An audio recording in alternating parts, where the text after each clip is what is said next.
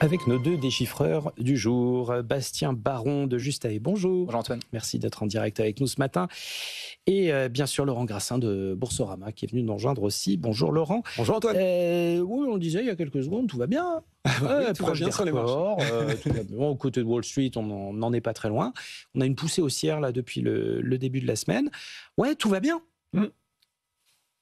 Bah non, mais on a c'est plus compliqué que ça. Semaines. Non, mais la vraie question, c'est vous pouvez pas avoir raison trop tôt dans un marché qui monte. Attention de ne pas avoir raison trop tard. Donc, dans les deux cas, c'est qu'on a tort. Je vous l'ai dit, Antoine. Moi, je trouve que depuis plusieurs semaines, il y a des choses qui sont un peu de signaux faibles sur des réactions boursières, sur des contrats, sur des valeurs déjà très bien valorisées. On va parler de biotech aussi sur le marché français, qui pour moi est aussi un indicateur assez intéressant.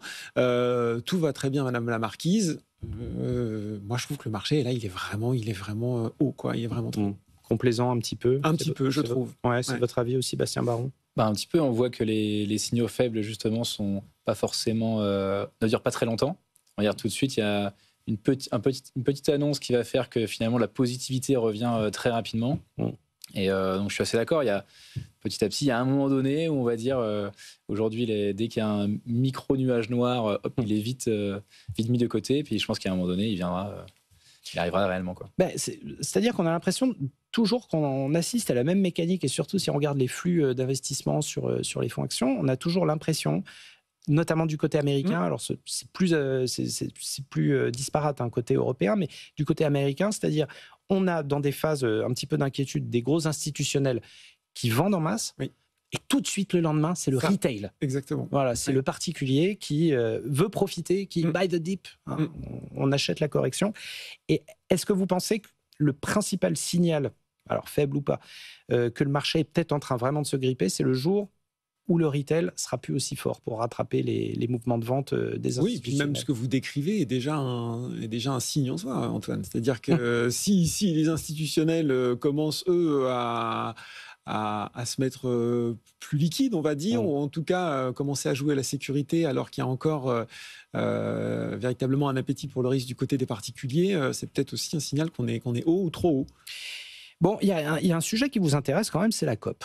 Et c'est vrai que c'est un sujet majeur. Et on a l'impression quand même d'une certaine forme de revanche de toute cette sphère internationale qui dit oui, voilà, les Trumponomics, les pragmatisme, on ne va pas pouvoir faire la révolution verte en 2 semaines et demie, mais on existe, les investissements en énergie renouvelable, ils vont être cruciaux.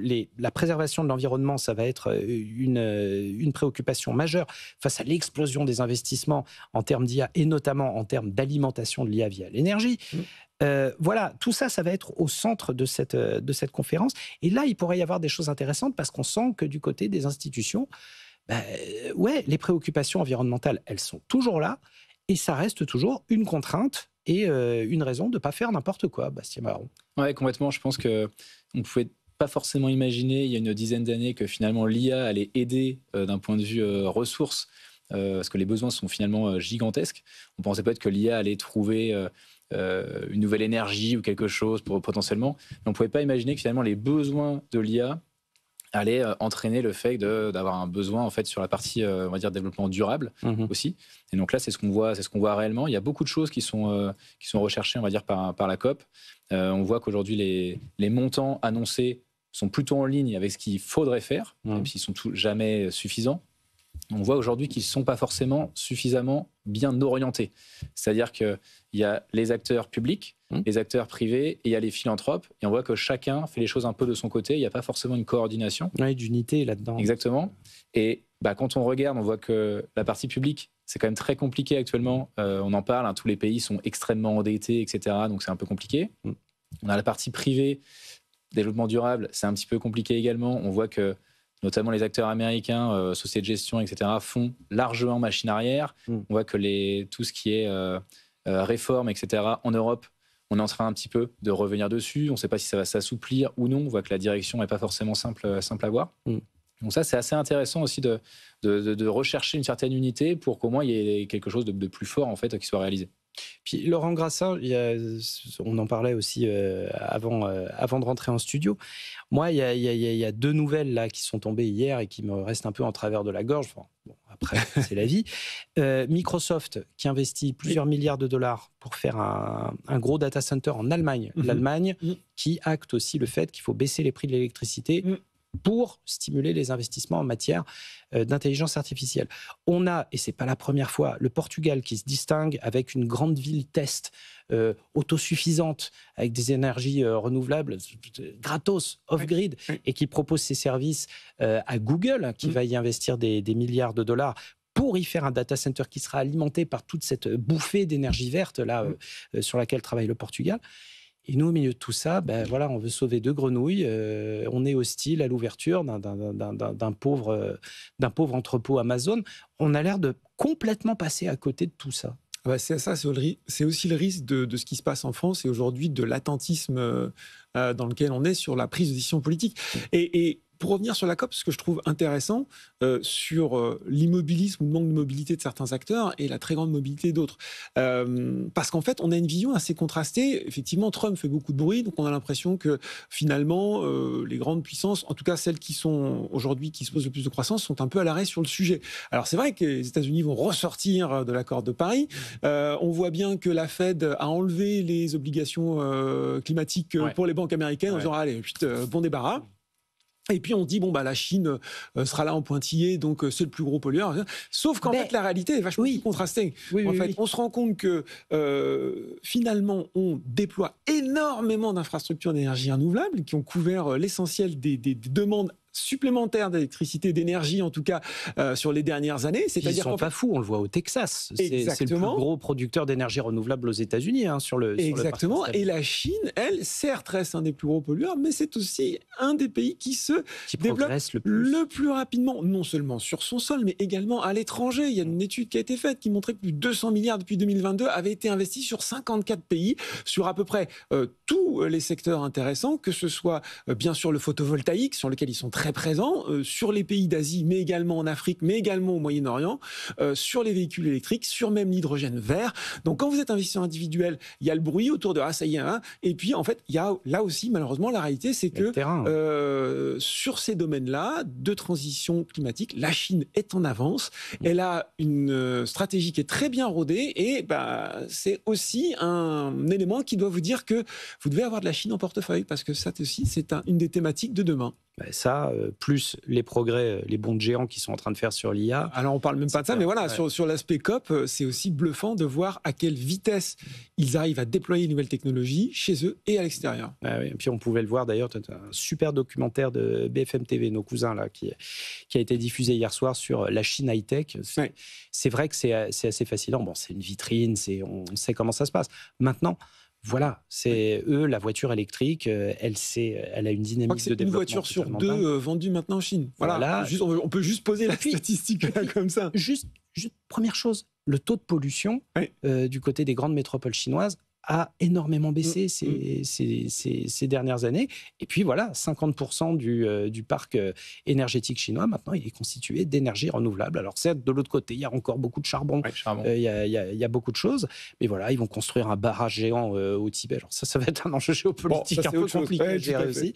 Enfin voilà, il y a de grands espoirs, etc. Tiens, justement, à propos de la Chine, il y a la nouvelle Twingo qui est sortie chez Renault. Très mignonne. Alors oui, elle est toute verte, elle rappelle la première Twingo et tout. Puis on voit l'étiquette de prix, on se dit non mais ça va bien. Les mecs considèrent comme un défi absolu et une énorme victoire d'avoir vendu une voiture qui est à tout juste 20 000 €. Enfin c'est fou. Et pourtant, Renault nous explique que c'est le juste prix, qu'en plus ils ont partagé les coûts de développement avec un copain chinois. Qui a déjà été sollicité par Dacia. Ils ont construit la Spring ensemble, qui est, alors là, pour le coup, une vraie voiture électrique low cost. Ils choisissent la Chine.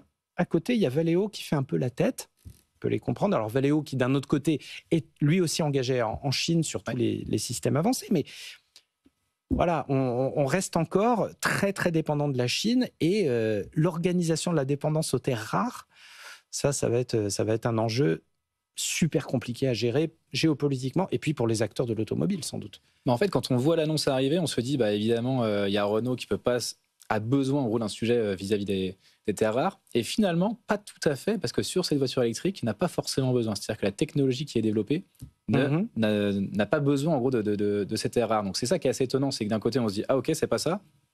Donc ça amène en fait un vrai aveu de faiblesse, je trouve, on va dire, de la France en règle générale, de l'Europe aussi, mais aussi vis-à-vis de la Chine. On sent que la Chine, qui avait, il y a une vingtaine d'années, trentaine d'années, énormément investi, on va dire, sur des lignes de fabrication de voitures, a réussi à prendre le virage pour basculer sur la voiture électrique. Bien sûr. Et finalement, aujourd'hui, on se dit, on n'a même plus le choix. C'est-à-dire que les voitures, effectivement, d'un point de vue budget, prix, il faut qu'on tienne un certain budget. Et je suis assez d'accord, finalement, on se dit, même le budget, il n'est pas forcément tenu par rapport à ce qu'on peut voir. Et malgré tout, on est quand même obligé de se tourner vers la Chine. Sans parler, encore une fois, des véhicules chinois qui sont en train de potentiellement arriver, malgré des droits de douane assez importants mis en place par l'Union européenne, etc. Donc c'est vraiment un aveu, je trouve, de faiblesse, d'une part, d'un point de vue compétitivité en Europe, et d'un point de vue aussi un petit peu souveraineté européenne. Il n'y a pas un Airbus qui s'est formé, on va dire, sur la partie automobile, notamment en Europe, alors qu'on sait qu'il y a beaucoup de constructeurs qui ne sont pas forcément en grande forme. On parle de Valeo, qui est plutôt un équipementier. Mais il y a énormément de souffrance. On voit Porsche qui commence à licencier également, alors qu'avant, c'était les rois des primes tous les ans, etc. On parlait de leur record en termes de primes. On voit beaucoup de choses. Et il y a un manque, je trouve, de coordination, on va dire, en Europe. Et puis, il y a une espèce de... Comment dire depuis les invasions de voitures chinoises dont nous parlait Jean-Dominique Sénard, le président de Renault, qui arrive très progressivement. Ça reste quand même encore des ventes très réduites, uniquement d'ailleurs sur les voitures électriques, enfin en grande majorité, il y a des voitures hybrides aussi, etc. Et puis toute cette interrogation autour du « non, je ne veux pas de voiture chinoise, c'est du dumping, ils construisent leurs voitures avec des coûts de production 10 fois moins élevés que les nôtres. Notre Clio est fabriquée en Slovénie ou en Turquie. Les 206 Peugeot sont fabriqués au Maroc. Enfin, on a l'impression d'une redéfinition de la mondialisation, et puis peut-être se dire, au bout du compte, que les Chinois, ça peut être aussi de grands fournisseurs de solutions. Et on le voit encore chez Renault. Mais c'est surtout ça, en fait. Souvenez-vous, il y a quelques années, il n'y a pas si longtemps que ça, vous alliez en Chine et vous étiez obligé de faire une co-entreprise parce que, comme ça, vous aviez les savoir-faire, la technologie européenne ou américaine, et puis les Chinois apprenaient. Je pense qu'il va falloir faire preuve d'humilité et se rendre compte qu'aujourd'hui, c'est nous qui avons besoin d'apprendre. Sur cet exemple de ce fameux moteur synchrone à rotor combiné, j'adore, on va parler un petit peu de technique. Magnifique. En gros, c'est justement le moteur qui permet de se passer de terres rares. Et puis, on a dit, fameux aimants. Et on dit, on va le faire avec Valeo. Sauf qu'on s'est rendu compte, sur cette partie, le stator, qui est la partie fixe du moteur, que Valeo, c'était bien, mais c'était trop cher. Et qu'en fait, il y avait quelque chose qui fonctionnait aussi bien et moins cher chez un acteur chinois. Et donc là, la logique industrielle, et on en parlait avant, a prévalu sur la logique un petit peu de souveraineté européenne. Et on s'est dit, si on veut justement limiter les coûts, on va être obligé d'avoir recours à ce partenaire. Vous l'avez dit, la Twingo, elle a été développée sur un temps très court, grâce aussi à l'aide d'un partenaire chinois. Donc peut-être qu'une solution un peu humble, un peu pragmatique, serait de dire maintenant aux Européens, plutôt que de faire là aussi des barrages de toutes sortes, écoutez, venez en Europe, mais à vous de nous ramener la technologie qu'on a perdue en cours de route. On va pas revenir sur Northvolt et les batteries. On parlait de Porsche, effectivement, sur finalement l'électrique, pas électrique. Non, on voit bien qu'on tâtonne. Soyons réalistes. Ok, les gars, venez, parce qu'on a encore un marché, on est intéressant, mais à vous maintenant de faire des transferts de technologie. Et pourquoi pas venir construire chez nous? Et pourquoi pas faire un Honin, faire une usine, ce qu'a été l'usine Toyota qui faisait peur à tout le monde à l'époque et qui finalement est une super histoire made in France. Pourquoi pas venir construire chez nous? Parce que n'oublions pas que, au bout du compte, si on se met tous à cracher nos poumons dans la rue, le déficit extérieur vis-à-vis de la Chine, plus personne n'en aura rien à faire. Donc voilà, il y a encore des réflexions à alimenter là-dessus. Merci infiniment, messieurs, on pourrait tenir 2 heures là-dessus facilement. Bastien Baron de Justa et Laurent Grassin de Boursorama.